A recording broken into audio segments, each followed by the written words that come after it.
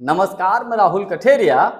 क्या जगदीप धनखड़ साहब मोदी सरकार को गिराने की कोई प्लानिंग कर रहे थे? ये बात मैं इसलिए बोल रहा हूं क्योंकि जिस तरीके से जगदीप धनखड़ साहब ने उपराष्ट्रपति पद से इस्तीफा दिया, उसको लेकर तमाम तरीके के सवाल उठ रहे हैं। क्योंकि जगदीप धनखड़ साहब जब सदन की कार्रवाई शुरू हुई, किसी भी एंगल से ऐसा नहीं लग रहा था कि वो बीमार हैं। लेकिन फिर अचानक से रात में वो इस्तीफा दे देते हैं, स्वास्थ्य का हवाला देते हैं, जबकि दिन भर वो विपक्षी पार्टियों के नेताओं से भी मुलाकात करते हैं। लेकिन किसी भी एंगल से किसी को भी नहीं लगा कि जगदीप धनखड़ साहब बीमार हैं। अब बड़ी खबर निकलकर सामने ये आ रही है कि जगदीप धनखड़ साहब खुद चाहते थे कि मोदी सरकार गिर जाए। ऐसी खबर आ रही है, तमाम राजनीतिक विश्लेषक बोल रहे हैं।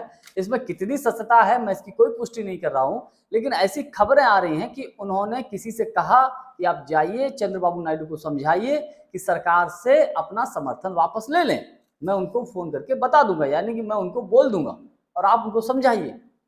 इतनी बड़ी प्लानिंग अगर जगदीप धनखड़ साहब ने की और इसकी भनक जैसे ही भारतीय जनता पार्टी को लगी, तो भारतीय जनता पार्टी के नेताओं के, विशेषकर मोदी सरकार के नेताओं के, मोदी और अमित शाह के पैरों तले जमीन खिसक गई।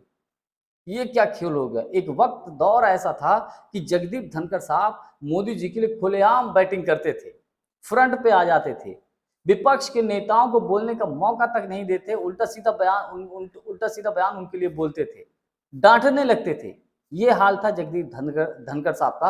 लेकिन पिछले कुछ समय से उनका रवैया थोड़ा सा बदला सा नजर आ रहा था। वो विपक्षी पार्टियों के नेताओं को अपने यहाँ बुलाते थे, उनसे बातचीत करते थे, और जब ये मानसून सत्र शुरू हुआ तो उन्होंने विपक्षी पार्टियों के नेताओं को भी बोलने का मौका दिया, कांग्रेस को मौका दिया। कहीं ना कहीं मोदी सरकार को इसको लेकर शंका हो गई।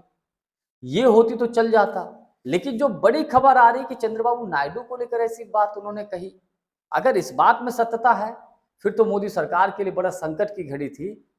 अगर देखिए, यहाँ पर कहा यह जा रहा है कि मोदी सरकार ने तो कमर यहां तक कस ली थी कि अगर जगदीप धनखड़ साहब से पहले उन्होंने इस्तीफा मांगा और अगर वो इस्तीफा नहीं देते हैं तो उनके खिलाफ अविश्वास प्रस्ताव लाया जाएगा। अब देखिए, दोनों ही सदनों में, चाहे लोकसभा हो चाहे राज्यसभा हो, दोनों ही सदनों में भारतीय जनता पार्टी के पास बहुमत है, तो जाहिर सी बात है कि वो अपना अविश्वास प्रस्ताव पारित करा लेते और जगदीप धनखड़ साहब को उपराष्ट्रपति के पद से हटना पड़ता। तो शायद उसमें ज्यादा अपमान महसूस होता उनको, इसलिए उन्होंने खराब स्वास्थ्य का हवाला देकर उन्होंने अपने पद से इस्तीफा दे दिया। लेकिन ये बहुत बड़ी बात है। देखिए, जिस तरीके से चंद्रबाबू नायडू का रुख पिछले कुछ समय से है, उसको लेकर मोदी सरकार भी परेशान है। एसआईआर के मुद्दे पर जिस तरीके से चंद्रबाबू नायडू ने अपने प्रतिनिधियों की एक टीम बनाकर मोदी सरकार के पास भेजी दिल्ली, एक उन्होंने लेटर लिखा, उससे मोदी सरकार संसद में है, मतलब चक्कर में पड़ गई है, संशय में कि अब करें तो क्या करें। क्यों? क्योंकि देखिए, अब एक बात बड़े आसानी से समझी जा सकती है। महाराष्ट्र के मुख्यमंत्री देवेंद्र फडणवीस ने आखिर उद्धव ठाकरे जी को ऑफर क्यों दिया एनडीए में शामिल होने के लिए, ये बात समझी जा सकती है। मोदी सरकार को भी कहीं ना कहीं लगने लगा है, मोदी जी अमित शाह जी को या भारतीय जनता पार्टी के नेताओं को भी ऐसा लगने लगा है, न जाने कब चंद्रबाबू नायडू पलटी मार जाए। तो इसलिए पहले से बहुमत की जुगाड़ करके रखो, बहुमत बना के रखो कि अगर चंद्रबाबू नायडू पलटते हैं, नीतीश कुमार पलटते हैं, तो बहुमत का आंकड़ा कैसे पार किया जाए, उसको लेकर ये अपनी प्लानिंग कर रहे हैं। अब देखिए, बिहार में जो विधानसभा का चुनाव होना है, बिहार में विधानसभा के चुनाव के बाद क्या होगा कोई कुछ नहीं कह सकता। अगर महागठबंधन ने बिहार का विधानसभा का चुनाव जीत लिया तो मोदी सरकार के लिए बड़ी खतरे की घंटी बज जाएगी, इसमें कतई कोई दो राय नहीं है। चिराग पासवान का रुख क्या है हम सब देख रहे हैं। चिराग पासवान जिस तरीके से मोदी सरकार के ऊपर हमलावर हैं, हर कोई जानता है, कब पलटी मार देंगे कुछ कहा नहीं जा सकता।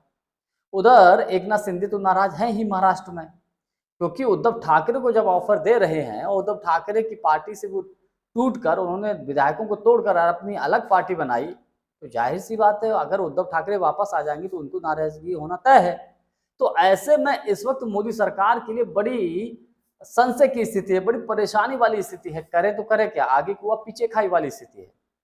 तो इसीलिए मेरा अपना व्यक्तिगत मानना यह है कि ये जो खबर उड़ती उड़ती निकल कर आ रही है कि जगदीप धनखड़ साहब ने किसी को कहा कि आप जाइए नायडू जी के पास, जाइए उनसे कहिए कि सरकार से समर्थन वापस ले लें, शायद ये आखिरी ऐसा मौका था मोदी सरकार के पास, मोदी के पास, कि इस बात के बाद फिर उन्होंने रुकना जरूरी नहीं समझा कि अगर जगदीप धनखड़ साहब को 2-3 महीने का और टाइम मिल जाता तो वो सरकार हो सकता है गिरवा देते, और मोदी जी की सरकार क्या नाम कुर्सी तो बचना तो दूर दूर तक, दूर दूर की कौड़ी नजर आ रही थी।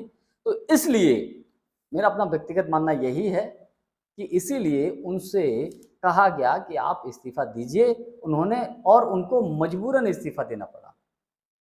जानकारी हमारी आपको कैसी लगी कमेंट्स करके हमको जरूर बताइएगा। बहुत बहुत धन्यवाद। नमस्कार।